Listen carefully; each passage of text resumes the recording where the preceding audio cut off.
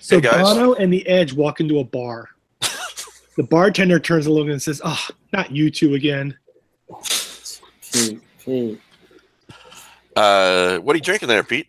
Welcome to the Lovecraft eZine podcast. What are you drinking, Pete? Miller Lite. Miller Lite. The what you can find at 6 o'clock on Christmas Eve when you realize you have no beer left in the house. Yep.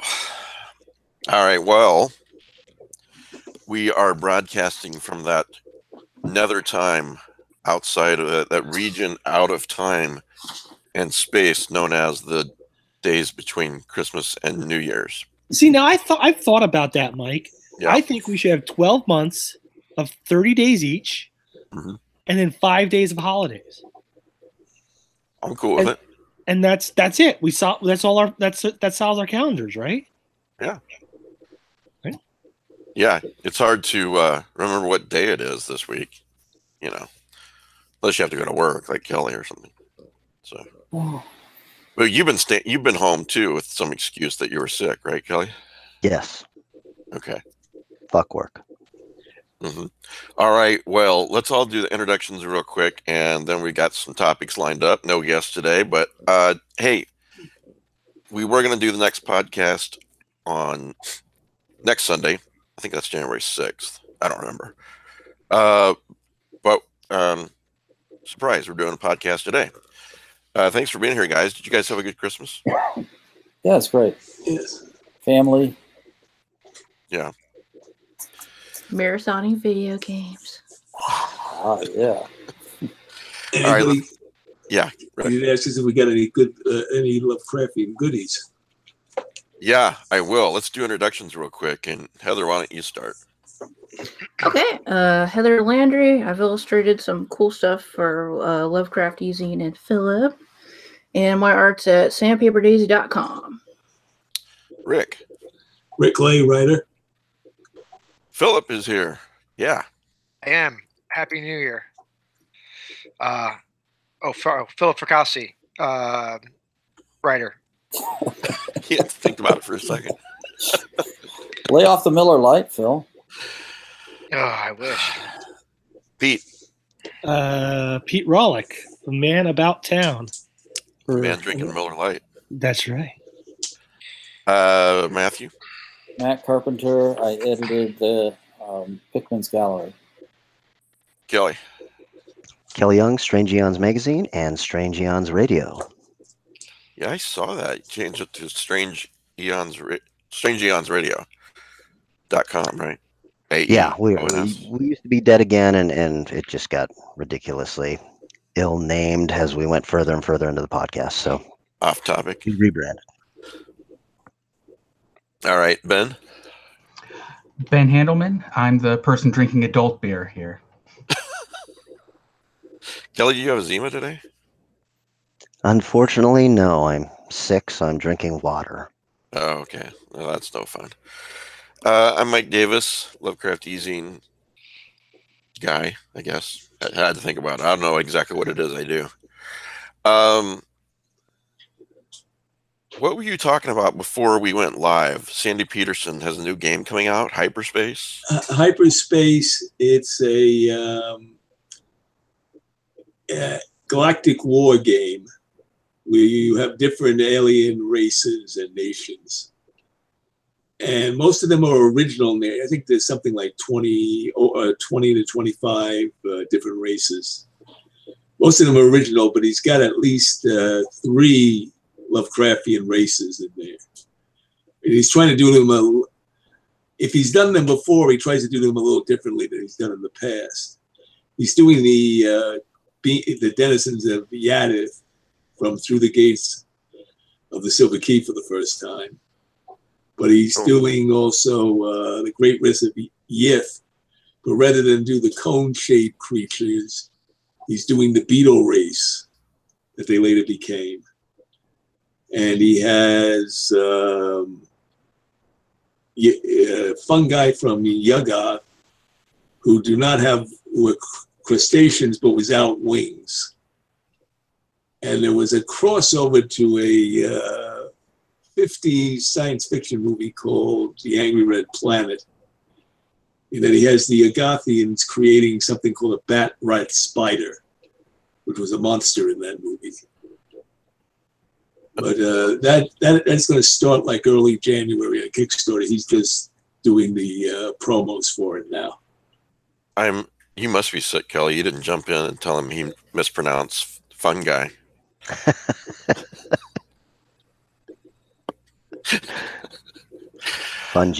Fungi.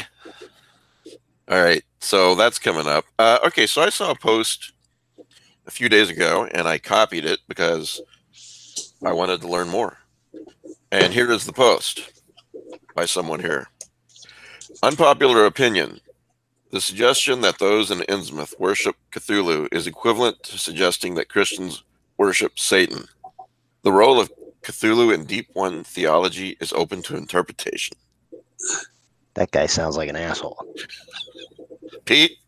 Would you like to learn more? I would like to know more, yes.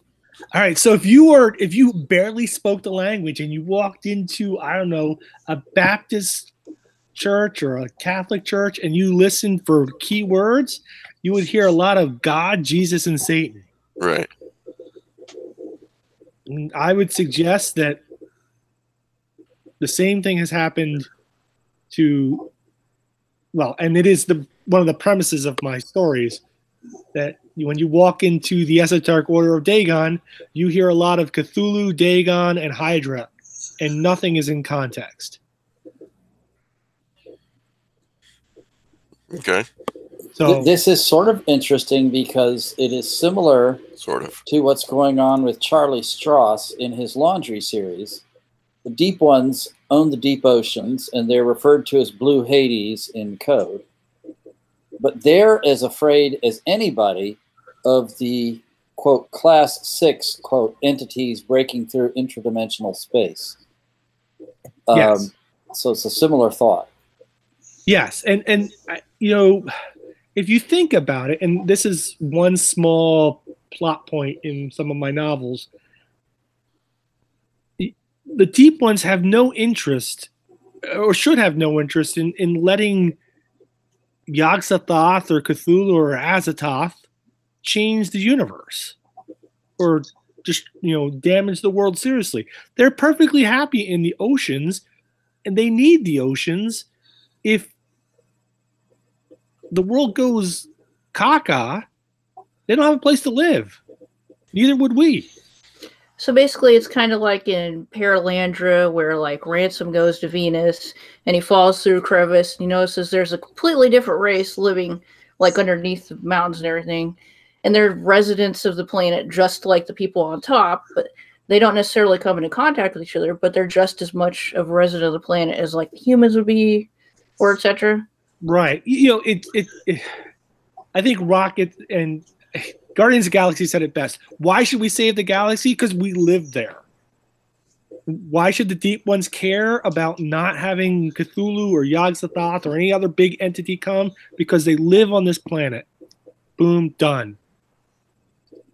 All we know really about their allegiances is they were probably opposed to the Star-Headed Old Ones, because we have a reference to the Old Ones in Shadow over in his mouth.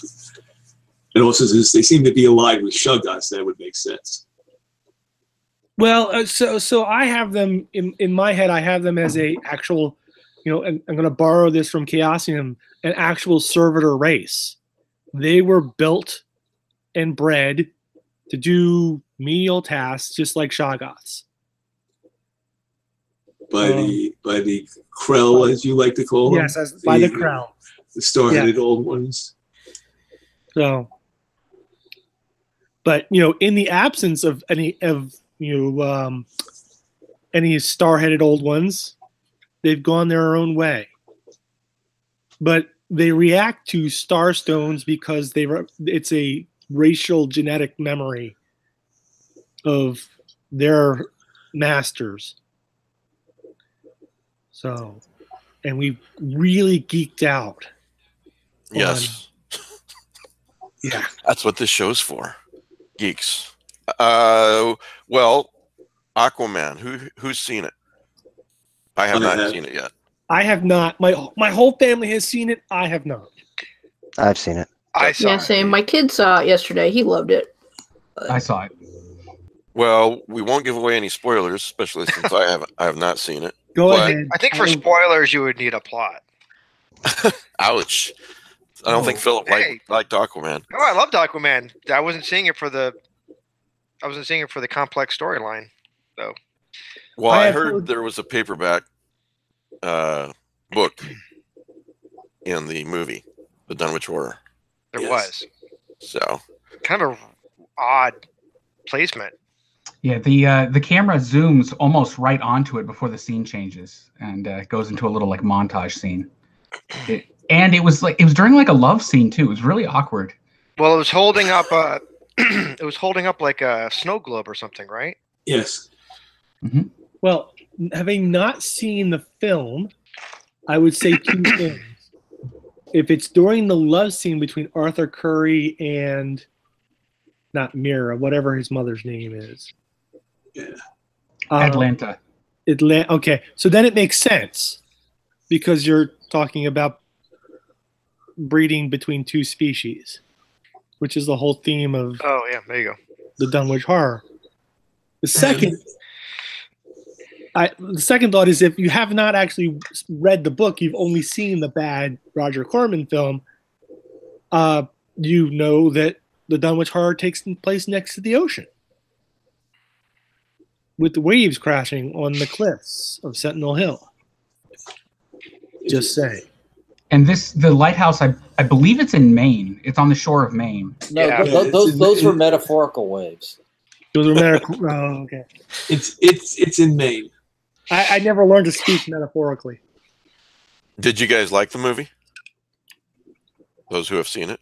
I liked It's it. a lot of fun. Yeah, it was a good special, good superhero movie. It's kind of hard not to like. I mean, it's pretty fun and keeps moving, and there's nothing really there's not a whole lot unlikable about it. I mean, if you know what you're going into, yeah. It's I compare it to the Michael Keaton Batman film, where it's just kind of neat to see the character get treated positively, and you get a fun movie out of it. And if you don't think about it too hard, you can really enjoy it.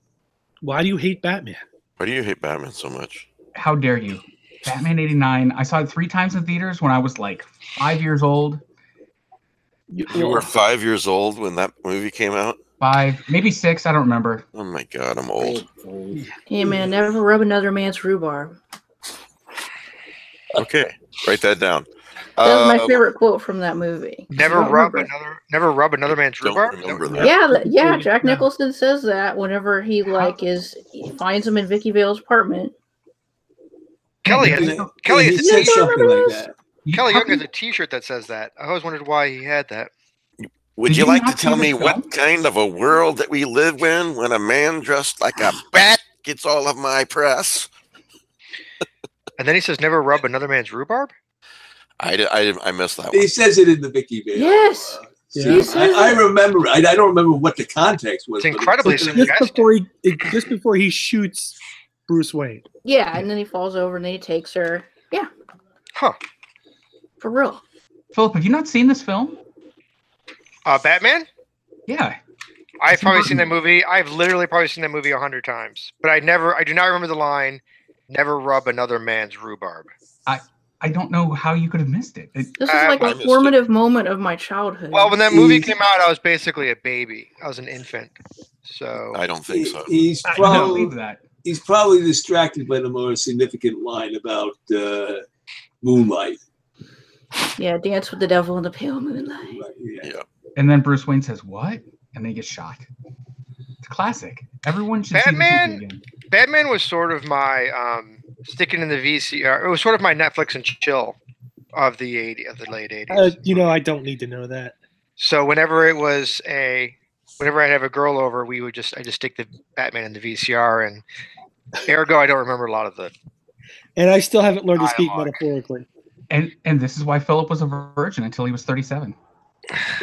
Chicks dig Batman. Speaking of Batman, and I've not seen the end of Titans yet. I don't think I've seen the last 2 episodes.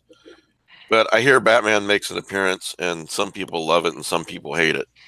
Does that about sum it up? Kelly loved it. I did love it. Yeah. Yeah. Although, I mean, saying he makes an appearance is, I mean, he does make an appearance, but is it the shadow of the bat? It's, I mean, you never see him head on. You never see his face or anything like that. Was it like, did he have that Christian Bale voice? I hope not. Going like that. I think you hear one line of dialogue, maybe. And it's not even a full line. It's questionable circumstances. You can't really understand what he's saying. I don't mind the concept. It's the execution that really. Can I have a cafe? Well, is he like underwater? I mean, is he like? That's exactly what it is. Yes. And is he? Well, all I know about that show is the whole Robin saying "fuck Batman" thing. And that was their big hook. And that was pretty much this last episode. That was basically the plot. Jeff Johns hates Batman. So okay, enough Batman. Did y'all see Spider-Verse? That was 30 seconds. Yeah, it was plenty. My son saw it and said it was fantastic. It was great. I saw it and loved it. It was wonderful. Yeah, I'm dying to see it. I had to say I enjoyed it. Okay. Well, Bandersnatch. What about that, man? That took me completely by surprise. I have not been able to run it yet because I'm not willing to sit down for an hour and a half and watch it on my phone. You don't watch it per se. Whatever. In it. It's like a choose your own adventure movie. Sure. And I didn't even know that going in. So I'm getting do you want to eat this cereal or this cereal? And I'm like, what? What? So I figured it out pretty quickly. But I've only seen like I'm guessing anyway that I'm like 25% through. I got Stefan stuck in a loop for a while. So I think this one thing that I posted, I don't know who did it, sums it up really well. It's got Stefan in the image. And it's on one side you have the choice of fuck up Stefan's life, and on the other side you have the choice of fuck Stefan's life up. So damned if you do, damned if you don't. No, none of you have played this yet? Nobody? No. No, what's it on? Like, do you just go to a Netflix. website or is it on? It's Netflix. It's on Netflix, yeah. I only found out it existed about 12 hours ago. It's it's like a Black Mirror episode movie, but it's a choose your own adventure. I am really disappointed in all of you. I hope you're ashamed of yourself. That's a really neat idea. I like it. The house, and, I have not had enough time to do everything. I wanted to watch it, but I saw somebody posted something about it taking like an inordinate amount of time to get through it, and that's kind of why I think I was kind of like, well, I don't want to spend hours watching it. But I don't know if is that true, Mike? Did you have that experience? Like I said, I'm guessing that I'm 25% through, but yeah, that was an hour. Yeah, so you probably want to do it in chunks. It sounds like, unless you have a day to kill. Yeah. Anyway, it's really seamless when you make a choice. Sometimes you don't even get a cut scene. I think it doesn't even cut. It's just really well done, I think. So, but I guess we can't talk about it since none of you people have watched it. Now, I have seen Bird Box. That was my next topic. Yes, Lovecraftian up the wazoo. Is it? I haven't seen it yet. Oh yeah. I would argue that. What's that? Really? I would argue that. Well, all right. How about it's cosmic horror? I guess that's the part I would argue, based on the ending. You're arguing for or against it? I would argue against it being Lovecraftian or cosmic horror, based on the ending, which is not an ending you would see in a Lovecraftian or cosmic horror story. I can see your point. That's not even a spoiler because, I mean, man, this is a Sandra Bullock movie. Right. The ending of the book is significantly, well, not significantly, but it definitely is different in the tone. And I mean, don't get me wrong. Possibilities. I loved the movie and I loved the book. It was my favorite book of that year. And I thought this movie was done very well. And this is coming from a guy who was really upset to see Sandra Bullock was cast as the lead. So I thought she was spectacular. I thought everybody did a really good job in it. Speaking of tone, can we just acknowledge that Kelly Six sounds so much more distinguished and intellectual than normal? You know, the Texas Chainsaw Massacre. True. Rated R. Say something like really immature, which, I mean, well, it's basically everything you say, but yeah. I sit on my thumb. You know, I guess the question is Josh happy with the movie? Philip, do you know? I was, I got to hang out with Josh when he was here for the LA premiere. Josh Mallerman, the author of the book. Josh Mallerman, yeah. And he got a sneak peek of it at the Netflix offices before it was released. And yeah, he was really happy with it. I think he was especially pleased at how well it was acted, and while there were changes to the story, obviously, I think he felt that they adhered to the rules of the book pretty well, which is what his main concern was probably going into it. So but yeah, no, he was definitely happy, and he's I think he's riding a pretty serious wave right now of just trying to keep up with how insane the movie's doing. It's kind of taking over. Yeah, 45 million views, something like that. Yeah, and the press and all the Bird Box memes that are erupting all over. That's Facebook how you know you've made it, when they're making memes about your creation. No. We'll take it one step forward.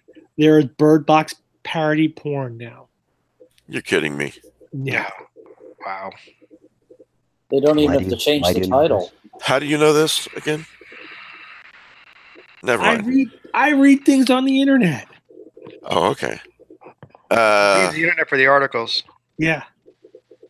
Well, I've not seen it. I've heard that it's good. Did you read the book, Mike? I don't remember if we've talked about that or not. You know what? I've got the book, but you know how all of us can relate to this. Our TBR piles are just huge, and for some reason that just hasn't made it to the top yet. I should. I will. I mean, it'd be interesting to hear. I won't say read the book first, because I can't imagine. It's one of those things where it would be interesting to watch the movie not having read the book. I kind of wish I had been able to experience that, because I wonder how I would have felt about it, not knowing what was going to happen and all that stuff. Shutter Island was kind of like that. I had read the book, so the twist in Shutter Island, it was no surprise to me. But it was still a beautiful movie. Yeah, it was a beautiful movie, but I can imagine watching Shutter Island and not having read the book would be even more powerful.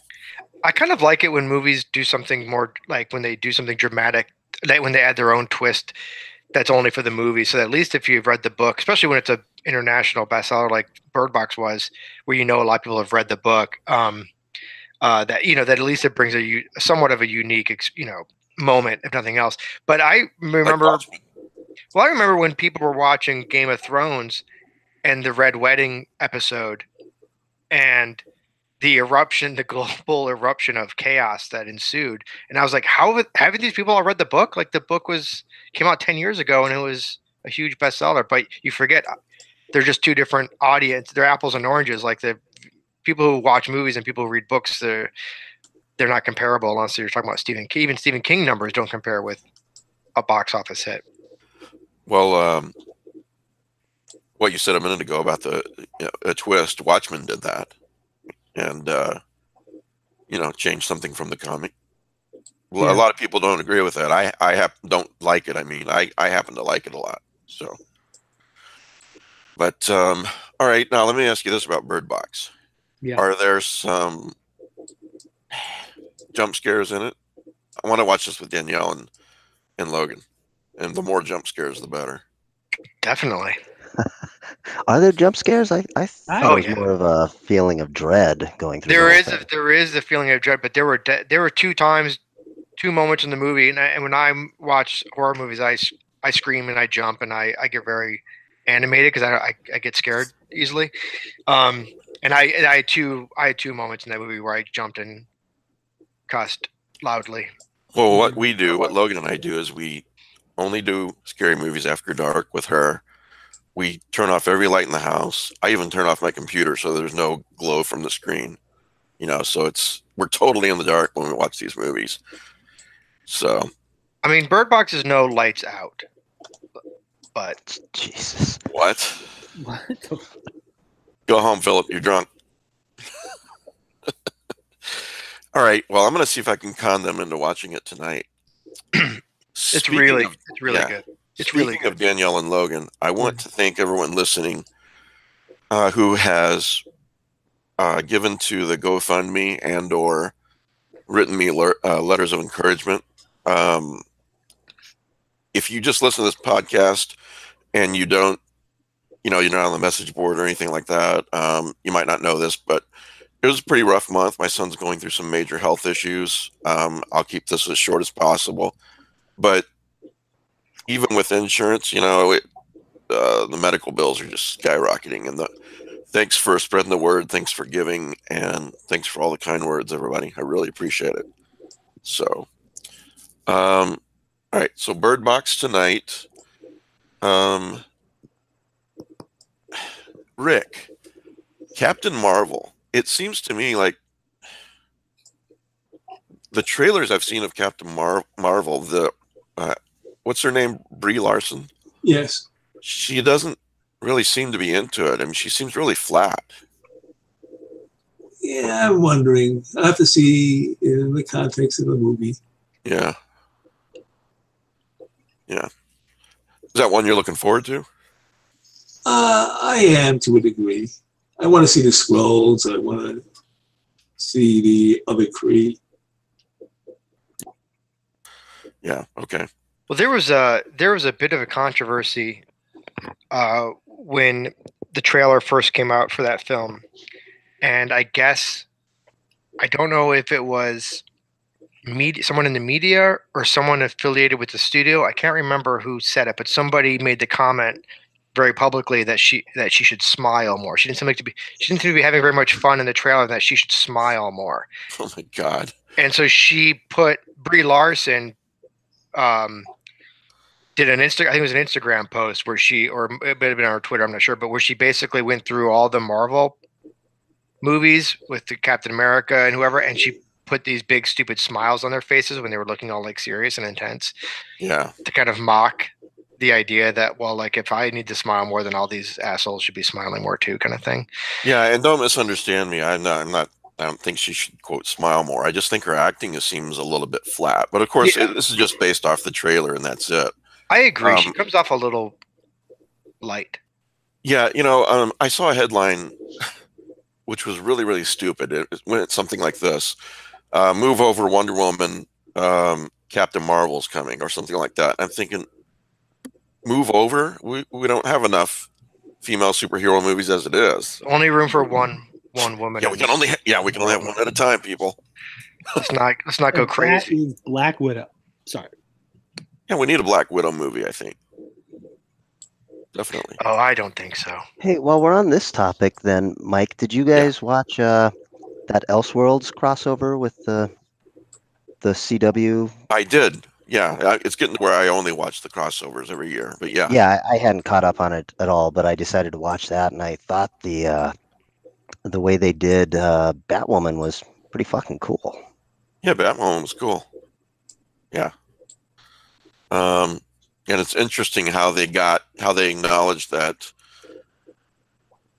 Superman and Batman exist in the Arrowverse multiverse. Yeah. But they're not around because Superman's been around, but now he's not going to be around because of, you have to watch the show to know why.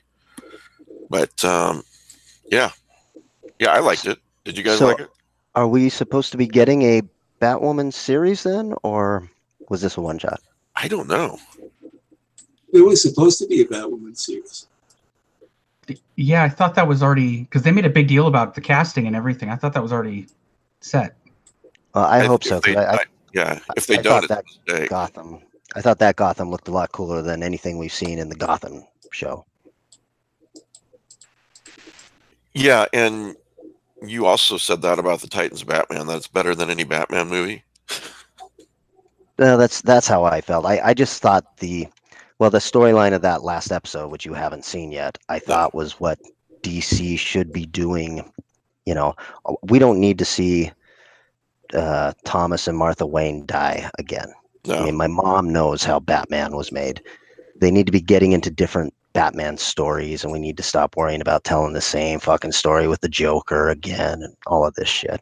There's so many stories from the comics that could be adapted that are so good that I haven't, so I don't know. Ben sent me a Facebook message and told me not to watch the end of Titans. I think correct me if I'm wrong, but I think it's because I was having a tough month and he didn't want to make it worse.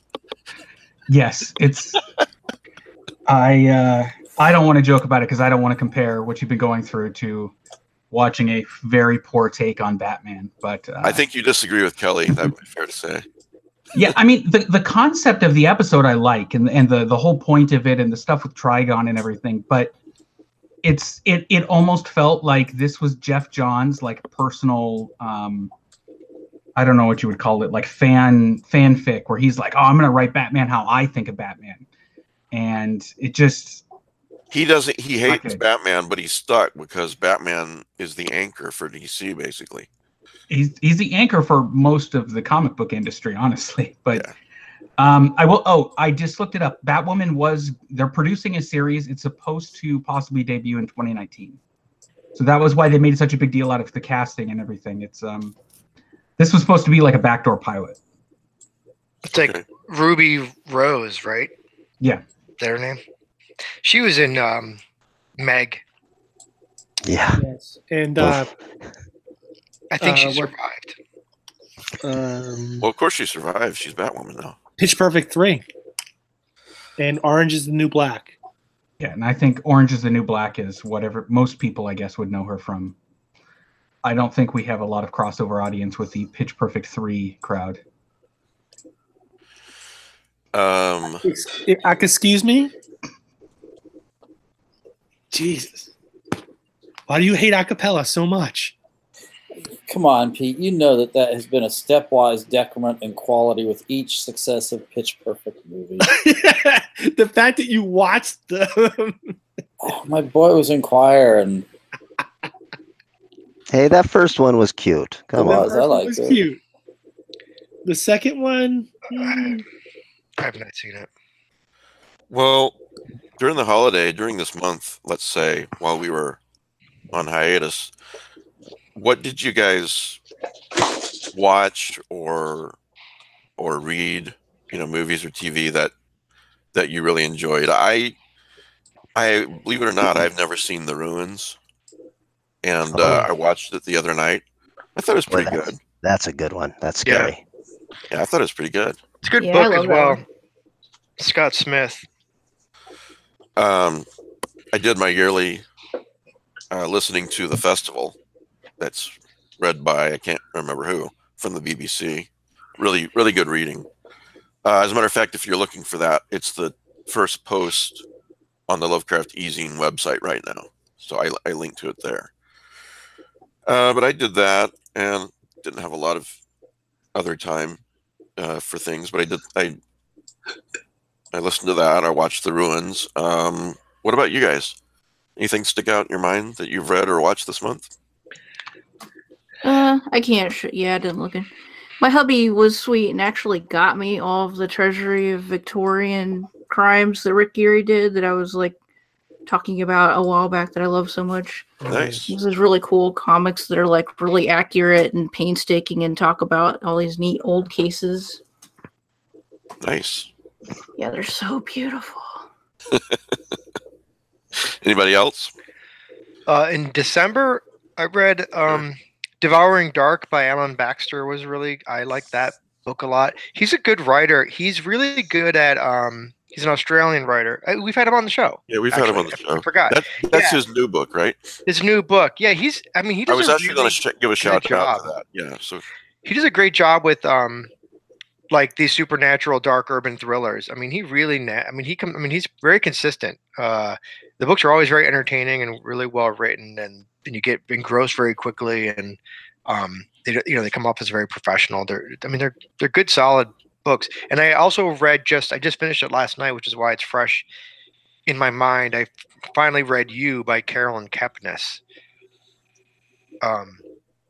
which I thought was pretty good. I'm drawing a blank. I don't think I've even heard of that. You? Yeah. Oh, she just came out with a book called Providence that is doing really well. The sequel to You is called Hidden Bodies, and I think it's now Netflix is now showing the first season of You. I was just going to ask you if that Netflix show is based on that book. Yeah, so that it was. What's the short synopsis of You? The book. It's told from the POV of a stalker, a girl comes into his bookstore. It's jammed with literary references, in all the most snarky potential ways, but meant to be so. And he's just this crazy stalker, and it's all from the whole book is told from his POV, as he stalks this girl over the course of the book and things. But yeah, it's so it's a rom-com basically. Pardon? It's a rom-com. It's like a rom-com, but there's a lot of death without the com. Yeah, but yeah, I would recommend the book for sure. I'm going to read Hidden Bodies, which is the sequel, next. I may or may not watch the TV show, but yeah, but I think the book is definitely worth a read. Okay. Well, getting back just briefly to Alan Baxter's The Devouring Dark. Alan is a good writer. Pick that book up, everybody listening. And he's one of those rare people with a lot of talent, but also a very nice guy. He's a great guy. So, All right. Anybody else? Pete? Yeah, you laughing at? Yeah, I knew you had something. Yeah. So, Christmas Day. That's it. You're done. Next person. Christmas Day, I crawled into bed at 7:30, and instead of watching something on television, I picked up something from my to-be-read pile. Yeah. And I did not put it down until 1 o'clock in the morning when I finished it. You're going to make me so damn jealous again. This isn't fair. And it is The Lady from the Black Lagoon. It's not fair, buddy. By Mallory O'Meara. Mallory is going to be on the show. I know. So we're not going to talk about this in detail. Because we can't get the book either. Nope. Yeah. Nope. Not that he's bitter. Here's what I will tell you. I'm going to buy the hardcover. And put it on my shelf. This was probably the best biography I've ever read. Can you, for those listening who don't know what you're talking about, can you explain it briefly? So Mallory O'Meara is a producer and production assistant, and she's had a whole bunch of different jobs, but she works now as a producer for Dark Dunes, and she's a big Creature from the Black Lagoon fan, and she's a big Millicent Patrick fan, who is the woman who designed the Creature from the Black Lagoon. And through a series of not unfortunate events, but happenstance, she gets talked into researching and doing a biography of Millicent Patrick. And the previous biography we've had, I think, is only like 2 pages long. She's got a full book here. And it's not just a book. It's not just a history of her life. It's a history of her parents and the men she was married to and the work she did and how she got sort of screwed through Universal. She worked for Disney. There's a good chance she was one of the animators on A Night on Bald Mountain. Is there a lot of pictures? Not in the proof that I have, but I think there will be in the final copy. All right. Yeah, that was my impression when I heard about this book. Yeah. Absolutely incredible. One of the things I like about it is that it lays out why are you doing this and how did you do it? And what, so it's sort of like, this is why I needed to do this. And then this is how I did it. And in doing it this way, we found out all this stuff about this person. And she's just an incredible. Even if she had never done The Creature from the Black Lagoon, she had racked up so many credits. She was one of the first women animators at Disney, which was something nobody knew about. She did a whole bunch of other stuff, and we'll save it for when we talk to Mallory next month or so, or 2 months from now. It's going to be actually March the 3rd, and Pete's going to lead that interview. I was absolutely just sucked into her life and the way that Mallory presented it. And once you understand what Mallory does for a living and the shit she has to put up with, you understand why she has related to this person and was so driven to do the book. Where does she work, or is that something to not talk about? She's a producer for Dark Dunes. They make films. Okay. So small company, they do okay. Well, yeah. Again, we'll have her on March the 3rd. And do you know when the book goes on sale, Pete? Is available? I think it's right around then, but hold on. It's like the 5th of March or something. Okay. So we're not even going to get a copy before we interview her? Good. March 5th, 2019. I will guarantee. I would lay dollars to donuts if they get this thing out in February. If only to keep Matt from whining about it. Yeah, that won't stop me. I'll get it and I'll say, well, it took you long enough. Yeah. Now you'll be like, how come Pete got one first? I'm already saying that. Because Pete asked. All right. Anybody else want to talk about anything they watched or saw this month? Besides Spider-Verse, there's one thing I watched, which was The Ballad of Buster Scruggs, which was actually a really entertaining series of Western-style vignettes from the Coen brothers, available on Netflix. Not Lovecraftian in any sense, but just super enjoyable.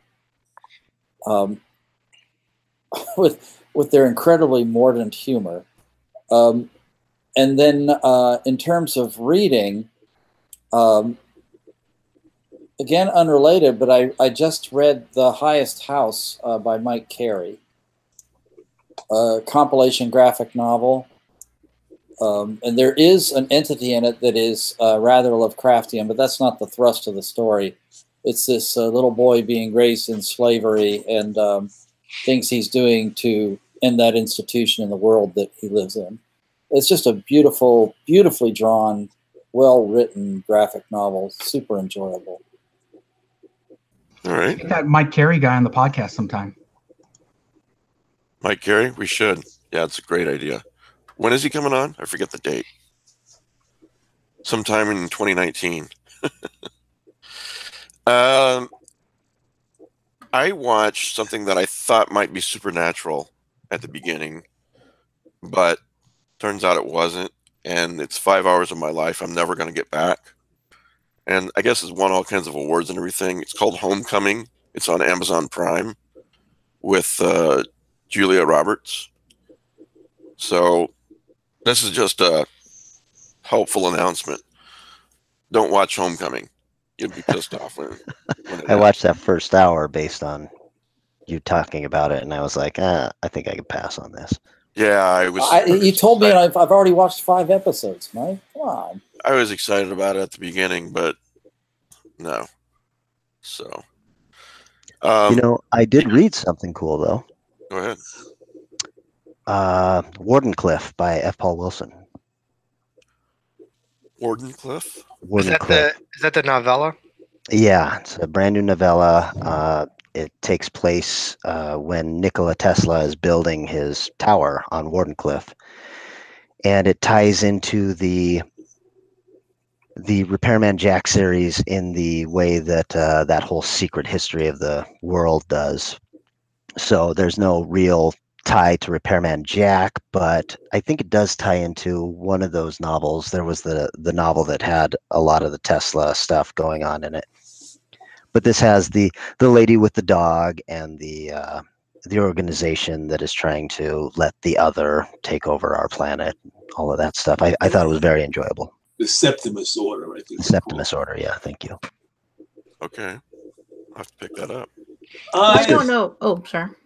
I was going to say, I saw something that surprised me on CBS All Access. They hadn't started Star Trek Discovery yet, but they have some 3 short 20-minute episodes set in the same Star Trek universe. And there is an exceptional one called Calypso, which was written by Michael Chabon. 20 minutes, some of the best science fiction I've ever seen. I agree with Rick. It's worth every penny of the free trial of CBS All Access if you haven't seen it. This is an episode of what? It's called Star Trek Shorts.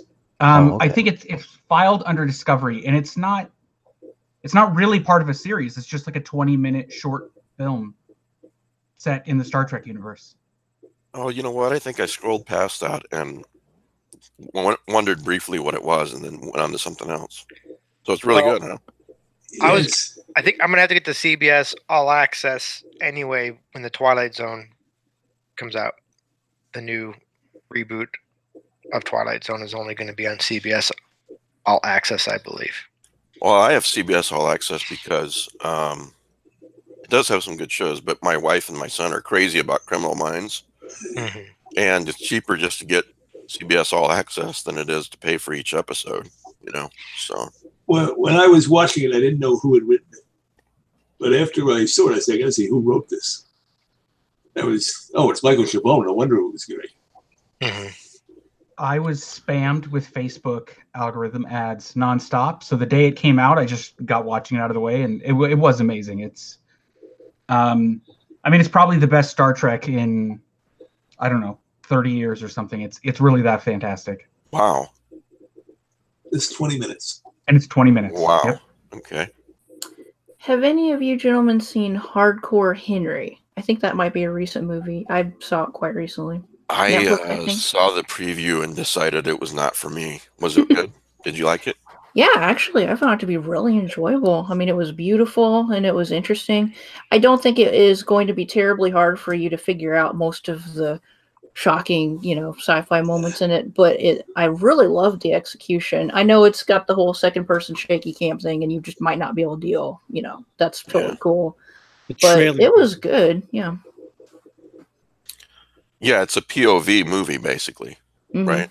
Yeah. Okay. Anybody else, or next topic? Yeah. I haven't read much horror lately, but I did check out Brian Michael Bendis is writing Superman right now. And Comixology has this huge sale of like every type of comic, but there's a collection of his miniseries that he sort of started with. It's just called The Man of Steel, to confuse everyone, because there's a previous Man of Steel series. And it's $5. And it's amazing. It's really well written. It's very... it isn't like he had to do something weird or different with Superman. He just tells a great Superman story in 6 issues, and a little preview, I guess. So I'd highly recommend that. It's Man of Steel or The Man of Steel? The Man of Steel, as opposed to the original John Byrne Man of Steel. I'll post a link so it'll be. Right. There's a huge DC Comics sale going on at Comixology right now. So it's dangerous. That's going on until it is. That's going on until January the 2nd, so, if memory serves. So, yeah, if you're into Comixology and you're into DC, don't let that sale pass you by. But this stood out to me a lot because people always complain that Superman is hard to write or you can't do him, and so they do lazy things like they depower Superman or whatever. But this is actually, it's just a regular great Superman story, and it's sort of fun to read one of those in 2018 when everyone is, going out of their way to try to tell different types of stories. I think I scrolled past it and thought, oh no, another origin story. And it's definitely, the bad guy in it is connected to Krypton because every Superman bad guy practically is. But it's absolutely not an origin story in any way. Okay. And it's not redoing continuity. It's not doing any of that garbage. It's just Superman. Okay. Anybody else before we go on to the next topic? Have anything? Well, this was interesting. I don't know who this person is. Sarah Benincasa? I don't know.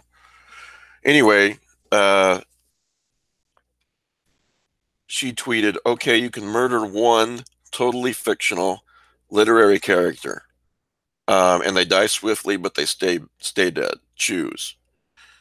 And so I thought that was interesting. I posted on Facebook about it and got a lot of different answers. Pete, I know you've already got somebody picked out. Who would you kill? Who would I kill? Yeah. I mean, just for cred, Cthulhu. I mean, but yeah. Let's keep it realistic. Let's keep it realistic. Oh, I thought we were killing. Let's keep this fictional thing realistic. Oh.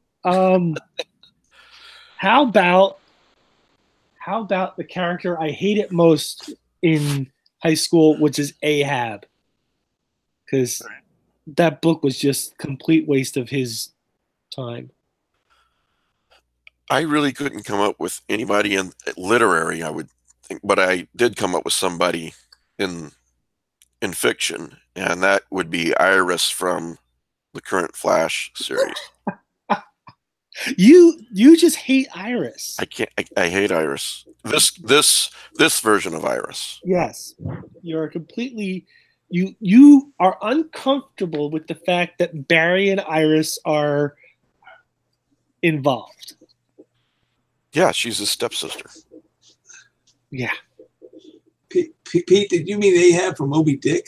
Yes. Well, he died in the original book. I know we got brought back to life by one of our guests. Yeah, but I would just kill him off at the beginning. Well, it'd be a lot shorter. Then they go out fishing for tuna. They don't go whaling. Call me Ishmael. By the way, Ahab died. Yeah. Yeah. If just somebody, it's like the whole spoiler alert.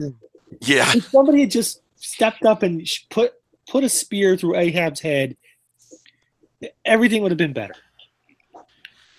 Well, I can't stand Iris's personality either. So. Well, she's married now, so you don't have to put up with it. Yeah. Well, it's just sort of creepy marrying your stepsister.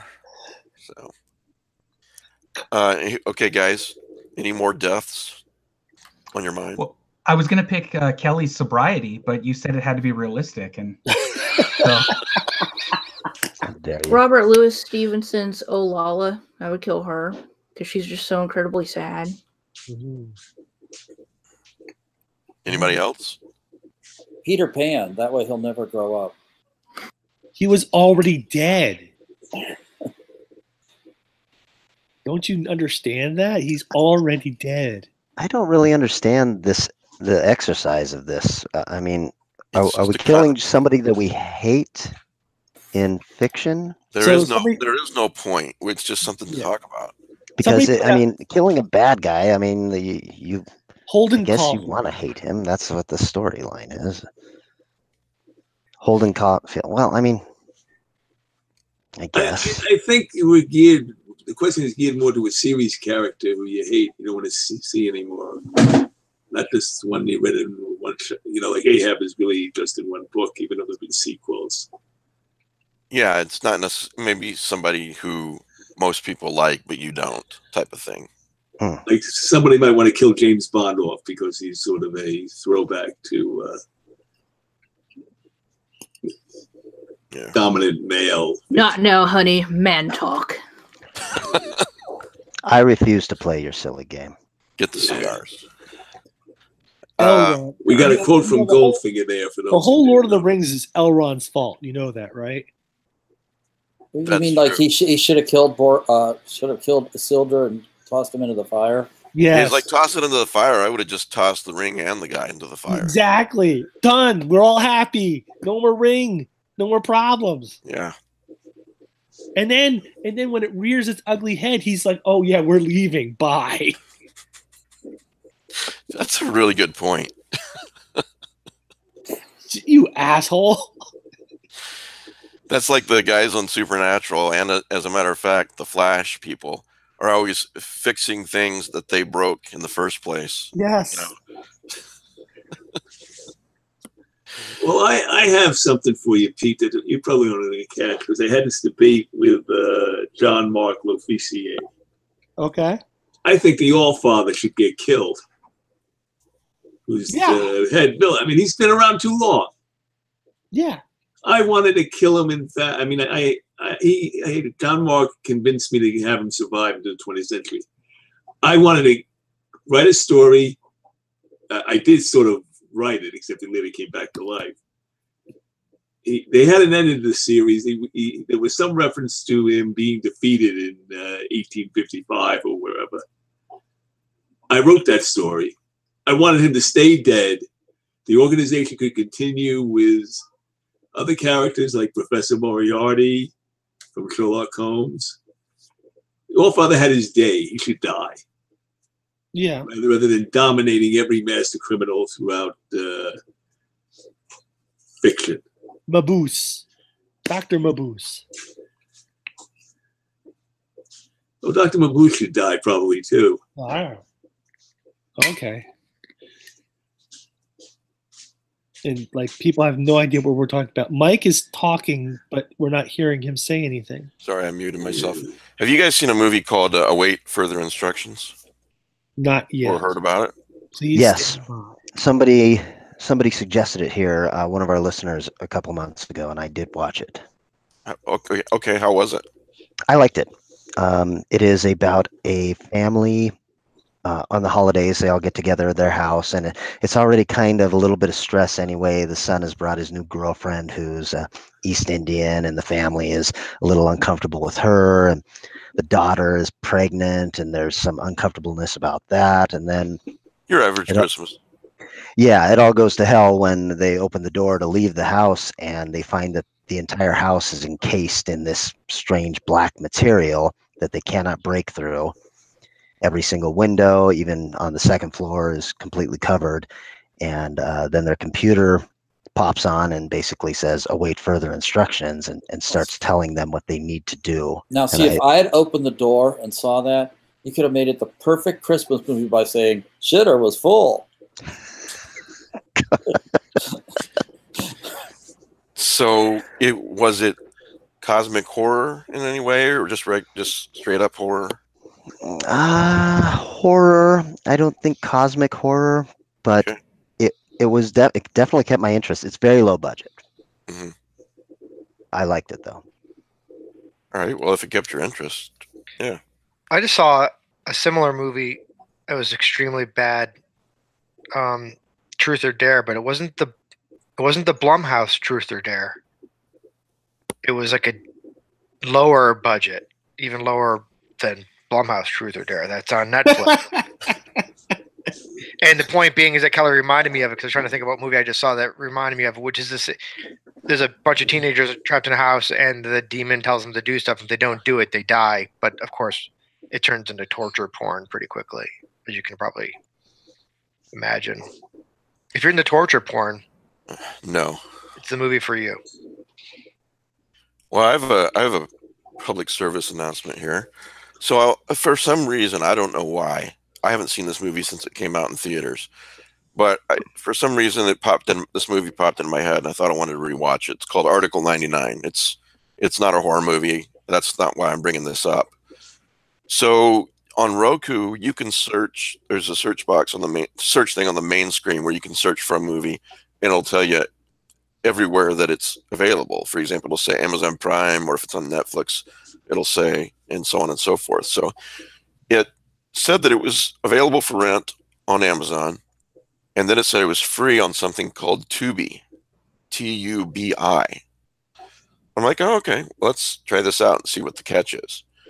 So I started watching the movie, just no catch. And then about 30 minutes in, they play a couple of commercials that could not have lasted longer than 60 seconds. And then they go back to the movie. And I was like, wow, I can put up with commercials at 60 seconds or less. And they've got a lot of movies on there that aren't on Netflix. So I'm a big fan of Tubi. Their horror section is hundreds and hundreds of films. Really? Yeah, a lot of really shitty movies, but a lot of stuff that if you're like me and you're just kind of digging for stuff, then there was a lot there to like. Well, you know what? I just searched for Deadly Mantis and they didn't have it, so the hell with it. Well, Kelly, don't you agree with me though that the commercials are very, very short and not really intrusive? It's not like watching regular TV. They're real short. Yeah, and it's a free app. I mean, you just sign up and it shows up. They got to make money somehow, so I didn't even have to sign up. I just basically downloaded the app. Right. How do you spell Tubi? Tubi. Tubi. So, duly noted. I posted the link on the eZine page for people. So I've got a regular TV with a Roku box, but I imagine a smart TV, you'd have that option as well. Okay. Do you have a smart TV, Kelly, or do you have the Roku box? Smart TV, stupid owner. Okay, so it is available on smart TV. I figured. Let's see. Yeah, except that I don't use any of the functions on my TV. I go through Amazon Fire Stick. Yeah. My mom does that on one of her TVs. Somebody got her one of those, so she likes it a lot. So, I want to briefly mention a book that's coming out from Lovecraft eZine Press this week. And then, Matt, you do something every year that I think is really cool. And I want it to be, just a brief synopsis and tell people where they can go to read the rest of it, but maybe do a quick year in review type thing. Behold the Void by Philip Fracassi is coming out this week, and God, has this been a bitch to get done. It was like a perfect storm, all the stuff that happened with my son's health. Amazon made a big change that made it hard to get the book out. And just so on and so forth. But finally, it looks like we're set to go. And this is a really nice looking book. Interior illustrations, the works. Yeah, I have the proof. Yep. So this is the proof of what should be the final product. But right. But it pretty much looks like that, except for the band of this is proof. Yeah, the do not buy. But the artwork is by Heather, who's right there on the podcast. Yep. And the design was Steve Santiago, and the interior design was Kenneth Kane. But yeah, the interior illustrations look pretty dope. One for every story. Yep. It's beautiful.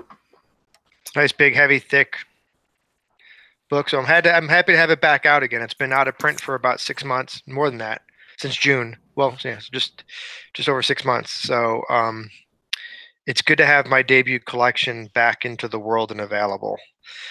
It's been a really shitty year when it comes to that book. So I'm glad that it's finally behind me and we're able to move.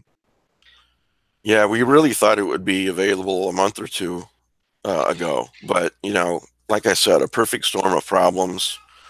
But they're all solved now. So look for that this week. Yeah, and it was a perfect storm with the old publisher as well. It was a real nightmare. So yeah, cursed tome. Yeah, so definitely glad to be hitting 2019 with the book back out in a new edition. Is that available to order now? Sorry, what, Kelly? Is that available to order now?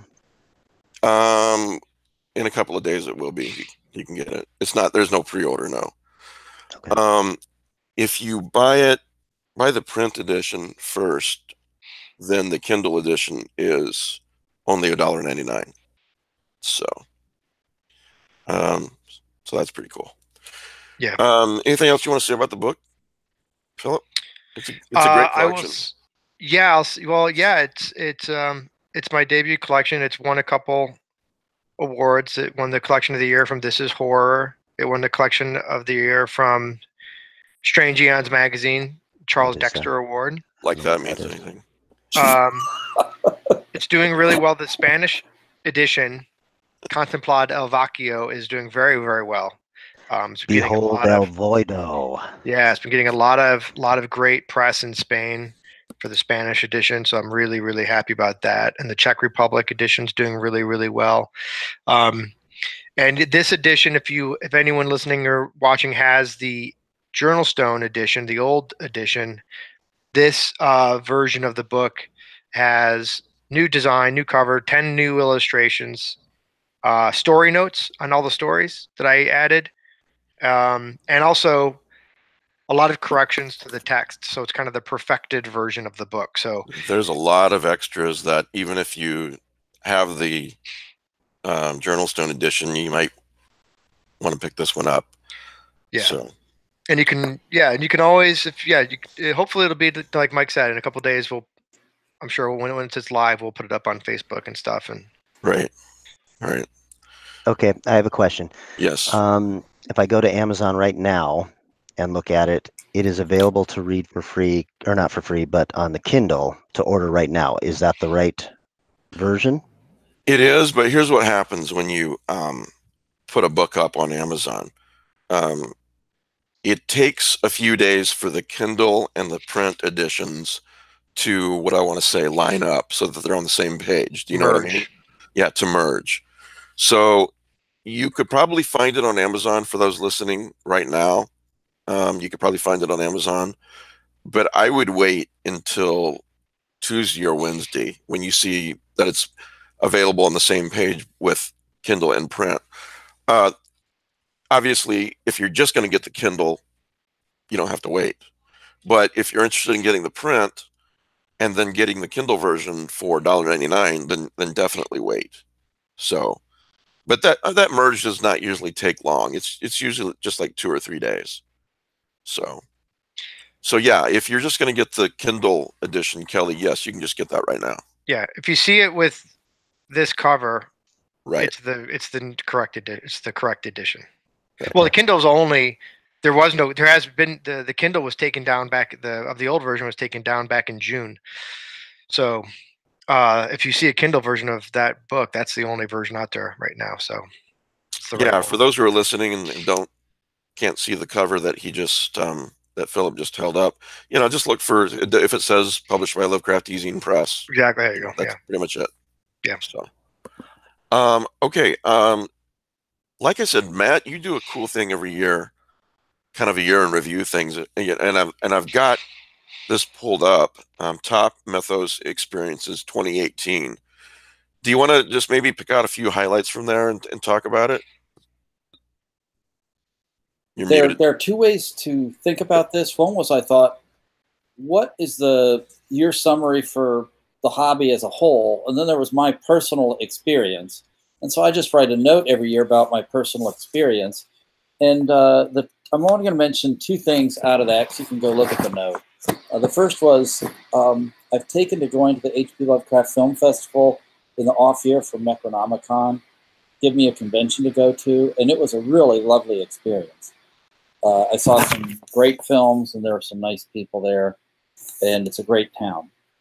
But if I was going to say, in terms of books, I think the highlight for me was I Will Bring You the Birds from Out of the Sky by Brian Hodge, in terms of just beautifully written cosmic horror. The Brian Hodge novella? Yeah. Yeah, that was great. It's just a beautifully written book. Matt, is that you doing something weird with your mic? I hear all these papers rattling. Don't think so, but... Okay, go ahead. Okay, so it's just, if you want to look at it, it was linked on the eZine page a week or so ago, and you can find it. I'm happy to argue about any of it or hear what you all want to say was your highlight for the year. Then I also gave it some thought into, like, what are the highlights for the industry, as it were, if it's in industry? And I thought of 3 things, and they're all subject to argument. But one of the things that I thought was significant was Del Toro's movie, The Shape of Water, winning the Oscar. Because you can say, okay, this owes a lot to Abe Sapien from the Hellboy series. You could say this owes a lot to The Creature of the Black Lagoon, and it owes a lot to the Deep Ones. And the only thing that we as a, I guess, fandom can hope is that this means maybe, just maybe, they'll resurrect the idea of At the Mountains of Madness.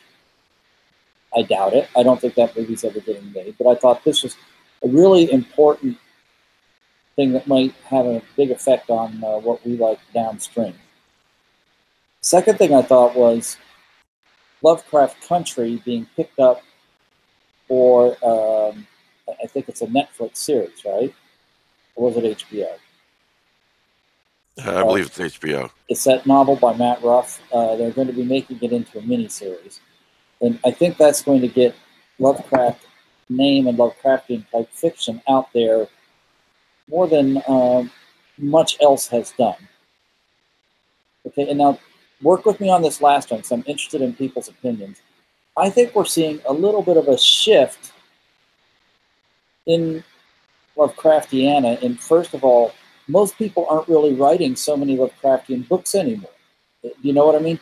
I don't know what Pete thinks, but in my view, the total number of titles published this year that would qualify seems markedly reduced from the past several. And yet there's more weird fiction, per se, that is being produced and getting more currency. And I also like to think, it seemed to me that there's a certain movement away from the old guard graybeards who sort of dominated the industry for years and are now much less prominent. So I thought in terms of like us, our hobby as a, in general, those are the three things that struck me most for the year. But if you look at my note, it's more just my personal favorites. All right. Well, first of all, we need to get you a new mic. Did you hear any of that? Yeah, we heard it all. You're just really, you're a little bit, a lot of static and stuff. But we'll do a test this week, just me and you. All right. If you're interested in seeing Matt's total list here, just go to Matthew Carpenter's page on Facebook. If you're not a friend of his on Facebook, you can still see it because it's a public post. So, you know, Facebook, Matthew Carpenter, and then scroll down a bit. Top Mythos Experiences 2018. He's got quite a bit on there. Yeah, so thanks, Matt. Lovecraft Using Podcast is on here. I've got a copy of I'll Bring You the Birds from Out of the Sky, but I haven't read it yet. I can't wait to read it, though. It's a pretty quick read. Mike, I think, yeah, it's a very short novella, but it's really very engrossing. I think you'll really like it. Okay. Yeah, well, Brian Hodge. Yeah, he's great. Just a fantastic writer, you know. So he's been around for a long time too. I mean, he's been publishing for 30 years. Yeah, like 30 years. When did Prototype come out? I don't know. My first book was a Cemetery Dance book that I think came out in the early 90s. I remember picking up Dark Advent. Yeah, and Dark I think Advent. That was 1989-ish. That's the one I'm thinking of, yeah. Yeah, he's been writing for a long time. So Pete, what about my contention that there's less directly Lovecraftian stuff coming out a little bit lately? Yeah, you know, I will say this, that my want list is not growing, did not grow as much this year as it did previous years. So there may be something to what you're saying. I would agree with Matt as well on that. And I think it's a good thing. I think that there are some, I wouldn't call them mediocre publishers, but I think there's some people trying to shove weird stuff in there and call it Lovecraftian. And then I think that there's lots of Lovecraftian crossover stuff But like I think there's 2 competing Sherlock Holmes versus Cthulhu series right now. Wow. Really? Yeah, one from Lois Gresh and the other one from, is it Lovegrove? I know about Lois's. That's the only one I know about. Yeah, I think James Lovegrove is doing the other one. Yeah. Well, there's going to be a lot of Lovecraftian TV. I know AMC bought the Victor LaValle novella, and they're making a series out of that. Ballad of Black Tom, and that's Lovecraft. And then, as Matt mentioned, the Matt Ruff series. But yeah, I don't know about books and stuff. Is it going to be funny that we get a whole bunch of Lovecraft inspired and Lovecraft stuff that is pastiche? That is, but we don't get any Lovecraft from a major studio? Well, it's hard. Like we've mentioned this before. He didn't write with much concept of visual media. You know, he didn't write with dialogue as a priority or with fully developed relationships between people. Like you go back to Brian Hodge, it's like there's cosmic horror, but arguably the interest is how does this affect the people who get affected? And there's none of that in Lovecraft. It's hard to do, I think. I personally am much more interested in Lovecraftian / cosmic horror stories than I would in seeing movies or TV shows directly based off of Lovecraft stories. This is your extra thing that was just a bad thing. What was that? What was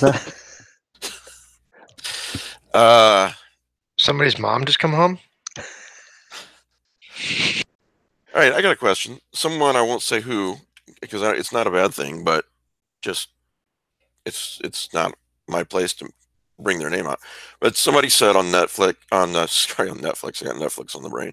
Somebody said on Facebook that since they're in a position at the HWA, Horror Writers Association, that they're not going to put their work out to be available for a Stoker Award.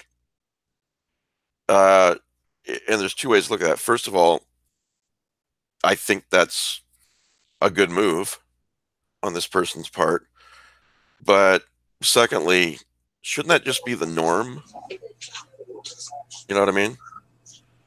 What do you think, Philip? Yeah, I agree. I mean, I think there's a lot of, the Stokers have a reputation for being, I won't say the nickname that gets bantered around, but it has a lot to do with relationships and a lot to do with friendships and a lot to do with courting and using those friendships. And yeah, I think it's good. I think that like any award in any field, in any, whether it be a national award or a local award or whatever, it seems to me a very obvious move that if you are affiliated with the group giving out the award in an official capacity, meaning you work for them, whether it's whether you're getting paid or not, if you have a title like this gentleman does, where you're a president or a vice president or a treasurer or on the board or whatever you want to call it, that your work and the work that you represent should not be eligible for the award that you're giving out. It does seem like common sense to me. Yeah. And I think that the Stokers and the HWA would go a long way toward alleviating some of the concerns in regards to those, in regards to the nominations being a lot of the times people who work for the, who work in an official capacity for the HWA, if they were to implement that rule, but to date they have not. So, but I'm glad that I'm glad that this gentleman decided that that was the right thing to do, because it is the right thing to do. This is my cat Smokey. This is Perry, by the way. Hey, bud. Yeah, and I want to be clear. I'm not throwing shade on the Horror Writers Association or the Stokers or anything. That's not what this conversation is about. But it shocks me that that's just not the rule. If you're associated with the HWA in any way, then your book really shouldn't be available to win an award given out by the HWA. Well, it'd be kind of like, the This Is Horror Awards is a nice little award thing that comes out every year, and it'd be kind of like them handing out best podcasts to The Outer Dark, which is a show that they run. Right. And it, and they don't do that. They disqualify themselves from winning any of their awards, which is, it seems like a no-brainer to me. Yeah, me too. I mean, take any contest with any, the fine print in every contest is always has the whole, like, if you're affiliated with the company doing the contest, you're not eligible to win whatever the prizes are. I mean, it is very common sense, and it's very, very surprising to me that that it's not a hard and fast rule for the organization, especially given I know a lot of writers. I talk to a lot of writers, and I know for a fact that this is not something that, this is a subject that comes up quite a bit, especially around awards time, when you see the nominations every year in and year out. It's just a stigma that they could easily erase, and they choose not to. But you look like a James Bond villain right now. Well, I wish I could put my microphone to Perry's mouth and you could almost hear him purring, but I did hear him. There you go. Yeah, it seems like a no-brainer, and people are saying to this gentleman, you got a lot of integrity for doing this, and I agree with that. I just it should be a no-brainer that if you're affiliated with the HWA, you can't get a Stoker. It's actually a little unfortunate that he was even put into a position to have to do that, because in a way, I'm sure it was a hard thing for him to have to. It's impossible to take Philip seriously right now. It is, guys. What are you going to do today? Let's talk about the socio-political climate that's going on right now in America. Same thing that we do every day. Try and take over the world. All right. Well, that's done. We got anything else to talk about? Perry? Nothing. Perry's got nothing. No Christmas special for Doctor Who this year, Rick. No, but one tomorrow night, right? Or New Year's Eve, right? It's a New Year's special, I guess. New Year's special. New Year's, and it looks like something big is coming back. Yeah, which I thought they said they weren't going to do. Right. Well, they're in trouble, so you go for the the item which made the show a ratings success in the very beginning. We're talking about the Daleks. The ratings have steadily declined, I think. Yeah. So you need the Daleks to come back. Yeah. The ratings have declined, and it's unfortunate for Jodie Whittaker because she's a great actress. I just don't think she's getting great scripts, So, all right. That's all I got. Anything else we want to talk about before we go? I think it's my birthday in Australia right now because I'm getting a lot of pings from Australians telling me happy birthday. We don't need to talk about that. Philip, is your birthday the 31st? It is. So we were born on the same day. I'm turning 38. I'm only going to be 36. But it'll be my birthday in 8 hours as well. Oh, man, there you go. And it's also Ellen Datlaw's birthday. And I think it's also Nathan Ballingrud's birthday. I'm pretty sure. I think we're the same age. All the best people that have been on this podcast were born on December 31st. That's what you're saying. Well, if you're on this podcast, you were born on December 31st. That's just their hard and fast rule. Okay. Well, happy upcoming birthdays, everybody. Yeah. They're great. Yeah. Philip's going to be 58, like he said. I'm technically going to be older, but I identify as 38. Should we mention any... And if you question that, then right. age 2 hashtag. That's right. Ageism.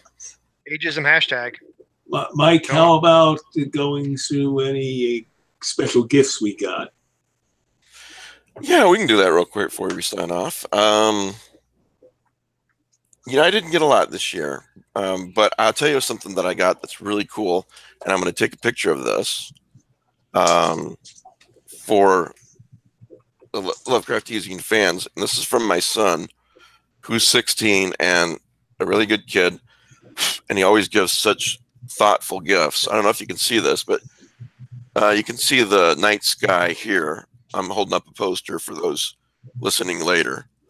And then below it, it says Lovecraft eZine issue 1, Kaufman, Texas, USA, 1st of February, 2011. And this is how the night sky looked the day that Lovecraft eZine started. So that's really cool, Mike. Yeah, I was cool. just It's very sweet. just blown away. So Very thoughtful. yeah, he's really good with the thoughtful gifts. You know, he's not a let's get him a gift certificate and we're done kind of guy. So yeah, I was blown away. He said you'd never guess it in a million years, and I wouldn't have. So anyway, there's my gift. Afterlife with Archie Volume 1. That was one of my favorite gifts I got this year. Oh, that's so cute. It's a really good comic. Yeah, I got the Tales from the Crypt Volume 1, which I'm excited to dig into. And I also got that folio book of horror that Ramsey Campbell recently edited. So that just came out, so I'm looking forward to that too. It's pretty you're no surprises really, but Reggie Oliver is in there, and I think Adam Neville is in there, so it's got a little bit of an English tinge to it. But Ramsey was the editor, but I'm excited to check that out. Anybody else? Rick, did you say yours? Yeah, I've got Investigators of Arkham Horror, which is for the Arkham Horror game, but you don't have to play the game at all. It's mainly short stories about various investigators. Oh, cool. Great artwork. In fact, gorgeous. My favorite drawing. Oh, wow. Is a poster for The King in Yellow, a production in France. Strangely, the play is in English, but all the credits are in French. Very nice. So it doesn't, you don't have to play Arkham Horror at all. I don't. It's just a good art book. Yeah, for the most part. That reminds me, I don't know if it's released yet, but I saw Jeffrey Thomas showing off the game book for Punktown. Did you see that, Mike? No, but that's a good point. I don't know if that's out yet or not. He was showing it. He had a little video on Facebook that looked amazing.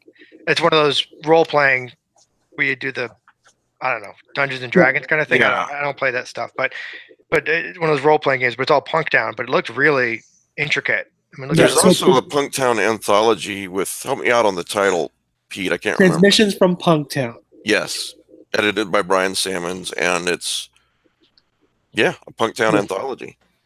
I used to buy Call of Cthulhu rule books for the artwork, but they've had so many editions, it was becoming too expensive. So the Punktown role-playing game has been they've been trying to get that out for 6 years. Oh yeah, and it's finally made its way out, and it's interesting that.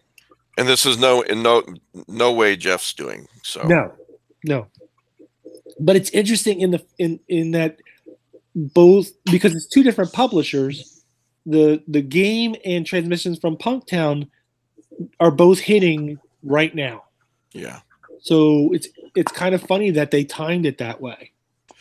Yeah, he's got a game coming out based on his work, and he's got an anthology coming out, stories written by other writers based on his work. And every time Jeff says to me something to the effect of, I'm feeling a little down about my writing, I don't know if I'm a real writer or not, I'm like, dude, Well, this is how you know you've made it.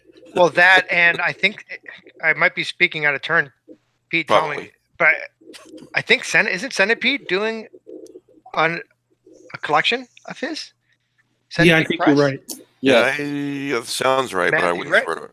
Yeah, and that's. I mean, it doesn't get bigger than that. Not really. I mean, that's about as prestigious as you can get. Yeah, Jeff's a really great writer, and I think more and more people are realizing that. Yeah, I was thrilled to be asked to contribute to the Transmissions book, and I don't even have a copy yet. They're apparently in the mail, but because of holidays and everything. Was this a Dark Regions publication? Yes. Okay, sure. Yeah, it's in the mail. How many stories are in that book? Do you know? No, I don't. More than 20. Yeah, I think you're right. Well, what brand of alcohol did you get for Christmas, Kelly? Sorry. Silence. I got a rock. You got a rock? Yeah. I got a little Japanese scotch. You got to go, Philip. That's fine. We're gonna wrap this up pretty soon, anyway. Anyone else got something they want to shout out that they got for Christmas? So it's funny that we were joking about it. I did not get any books. I got nothing Lovecraftian. I got nothing. Don't do that. I got, and then we had a white elephant one night, like early this past weekend, and someone gave me Cthulhu in a cup, which I posted on my. It's just a little coffee cup with a little octopus in it. I reposted that on the eZine page. It's cute. A lot of people like that. So it was funny because my wife and I were joking that nobody got a coffee cup this year, which is sort of like one of our go-to. You know how you always get somebody a tie. We always get coffee cups. Yeah, those white elephant games are fun. We did that at my aunt's house this year. The gift could not be over $15. Right. That was the rule. So, but there was still some really interesting gifts for $15 and under. So, all right. Well, thanks everybody for all the notes about how you missed the podcast this month. Really appreciate that. Got some really nice letters from people. Next week we have. I'm sorry, I'm blanking. I'm tired. The guy from the Knife Point Horror podcast, Soren Narnia, that's his name. He's going to be on the show. So he's always really, really interesting to talk to. And if you haven't listened to Knife Point Horror, you really should. Just Google it. There's some great stories on there. So, all right, guys. Anything else before we go? No, I want to wish everyone a Happy New Year. Yes, Happy New Year. Thank you. All right, guys. Thanks for listening. And guys, thanks for being here. And we'll see you next week.